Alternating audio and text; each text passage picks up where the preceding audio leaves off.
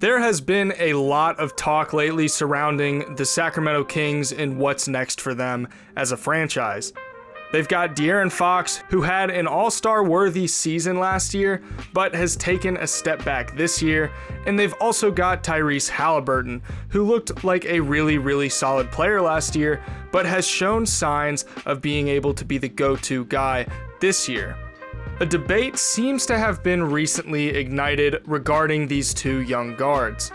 The debate boils down to this: should the Kings continue with both of these two young guards as the primary building pieces going forward, or should the Kings trade De'Aaron Fox and put all their time and energy into developing Tyrese Haliburton and making him the primary focal point of the offense? And while I'm not going to sit here and try and advocate one way or another regarding which path the Kings should go down, I do want to talk about Tyrese Haliburton and the steps that he's taken as a player. I think last year, many people saw Tyrese Haliburton as simply a very intelligent role player with not a ton of upside, but still the potential to become a very solid starting point guard. This year, however, we've seen him prove that he's capable of being a lot more. I want to talk about what leaps Haliburton has made in his game from last year, what he's doing now that shows signs of future success, and what I think his trajectory is as a player. We're going to cover a lot in this video, so be sure to stick around until the end so that you don't miss anything. We're less than 30 subscribers away from 4,000, so if you're new to the channel and you enjoy the video, be sure to hit that subscribe button. Let's get right into it. So Tyrese Haliburton had a really solid rookie season, and while he didn't win Rookie of the Year, he was arguably the most fundamentally sound and highest IQ player of his draft. He put up 13 points, 5.3 assists, and almost a steal and a half per game on some absolutely stellar true shooting from a rookie, being 2% above league average in efficiency. He was also fantastic at protecting the ball, averaging only 1.6 turnovers per game. He showed a really strong feel for the game, just being an overall solid player and playing more like you'd expect a veteran to play rather than a 20-year-old rookie. Despite spending most of his time at the shooting guard position, he showcased his playmaking ability throughout the season, and there was a lot to like. Now, we fast forward to this year, and in my opinion, he's gone from being a guy whose ceiling caps out around a solid starter to now me leaning towards the notion that he has the potential to be a future star. You see, many areas of Haliburton's game have taken a pretty gigantic leap this year, even if at a glance things like his scoring look roughly the same. Once again, Haliburton has been playing the majority of his minutes at shooting guard this year alongside De'Aaron Fox at point guard. Haliburton's usage rate is actually really low. Fox has a usage rate of 27.6%. Tyrese Haliburton has a usage rate of only 17.6%, which is actually down from last year. There are role players on teams that are significantly worse than the Kings that have higher usage rates than Haliburton. You would think that a team with a player like this who's shown a lot of potential would be putting more emphasis on getting them involved and utilizing them more often in the offense. He's playing only 17% of his minutes at point guard, which is where, in my opinion, his skills are fully maximized.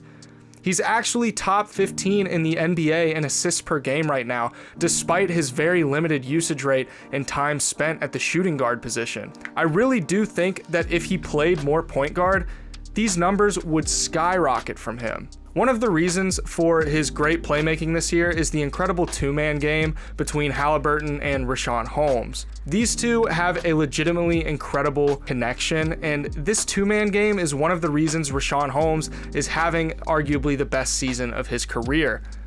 Zach Lowe, an analyst for ESPN, has called the Haliburton-Holmes pick and roll the secret handshake among diehard NBA fans. It is truly a thing of beauty. Richaun Holmes is generating the 5th most points per possession as the roll man in the NBA this year with 1.27, and he's also scoring in the pick and roll at an efficiency of 66.2%. This wouldn't be possible without the perfect setups that Haliburton is able to accomplish through this lethal two-man game. How it usually goes is like this. Holmes sets the screen, and a lot of the time, defenses play drop coverage on Haliburton, despite him being a really good three-point threat. Holmes doesn't always fully commit to the role. Oftentimes, he's lagging behind Haliburton throughout the process. This is not a flaw, this is actually by design. The reason that this is a good thing is because Richaun Holmes is really efficient on push shots. He gets the ball, pops it up there, and boom, easy points. There's more to his game than just the pick and roll with Holmes though. He's making the most out of his other options as well. While he's not the greatest slasher in the world, he is really good at kicking out on his drives and finding the open three-point shooter. I find myself watching his drives and thinking, oh no, this is going to end in either a miss or a turnover, and then all of a sudden the ball will fly through the air and find its way into the hands of somebody on the three-point line, and then they get a bucket. Now, I've spent plenty of time gushing about Haliburton's passing ability, but what about his scoring? His numbers aren't exactly jumping up from last year. Is that a sign for concern? Not at all, actually. And like I said before, his usage rate is really low for how good he is. It's actually insane to me that he has the 14th highest usage rate on his team. That is just mind-boggling, and to me, that's an indictment on the coaching staff for not utilizing Haliburton more. His scoring over the last 10 games has been really great, scoring 19.2 points on 50, 46, 86 shooting splits. He's doing all of that while also averaging 10.3 assists per game over that stretch. This is also what happens when he's allowed to play a full 36 minutes, as prior to that stretch, he had only averaged 33 minutes per game. He's just a hyper-efficient scorer. His jump shot isn't always the prettiest thing in the world, but it works. He's gotten a really nice floater game, which he's been slowly developing over the course of this year and last. He's still not lethal from the non-restricted paint area yet, but he's certainly showing signs of potential as far as getting a floater off and hitting those in-between shots. While he doesn't take a ton of mid-range shots, he's hitting them at a 50% clip this year on 2 attempts per game. With his 6'5" frame, if he starts to implement a mid-range element to his game, that's definitely going to take him to the next level. Now, we all know that he's a great three-point shooter. He's shooting 41% from 3 on the year. He's also 90th percentile in the NBA in catch and shoot threes and above the break threes. As far as total perimeter shooting talent, which is a metric tracked by basketballindex.com that takes into account all aspects of a player's three-point shooting ability, he's 95th percentile in the NBA, which puts him around the top 5 in the NBA in regards to this particular metric. Now, I'm not saying that Tyrese Haliburton is a top 5 three-point shooter in the NBA, but it is worth noting that he is really, really good from 3. His ball handling ability isn't the flashiest thing in the world, but I do think he's learning how to use it to create his own shot. One thing that he is really good at is coming off of screens. He's shooting an absolutely blistering 81% effective field goal percentage off of screens. I'd like the coaching staff, whatever that looks like going forward 6 months, a year from now, to make more emphasis on getting Tyrese Haliburton more shots off of screens because he's really efficient when he does. So taking all of this into consideration, what's next for him? What's next for the Kings? And to me, the answer is pretty clear. While I think De'Aaron Fox is a very, very good NBA player, I don't think him and Tyrese Haliburton is necessarily a recipe for long-term success. I think that Haliburton will thrive as the primary ball handler and floor general, and Fox needs to be on a team that can space the floor 1 through 5 to maximize his slashing ability. The Kings can get assets back for Fox if they play their cards right, and they can set themselves up for a core built around Tyrese Haliburton.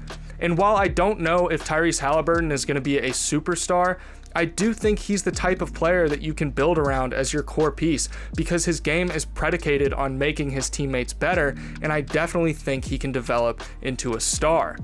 So what do you think that Tyrese Haliburton's ceiling is? What do you think that the Sacramento Kings should do with De'Aaron Fox? Be sure to let me know in the comments below. If you're new to the channel and you liked the video, why not consider hitting that subscribe button? I'm posting NBA content like this all the time, so if you did enjoy this video, you're definitely not going to regret subscribing. Be sure to leave a like on the video because that's the #1 way to help me out with the YouTube algorithm and get this video recommended to more people. Thank you all so much for watching, and I will see you in the next one. Thanks.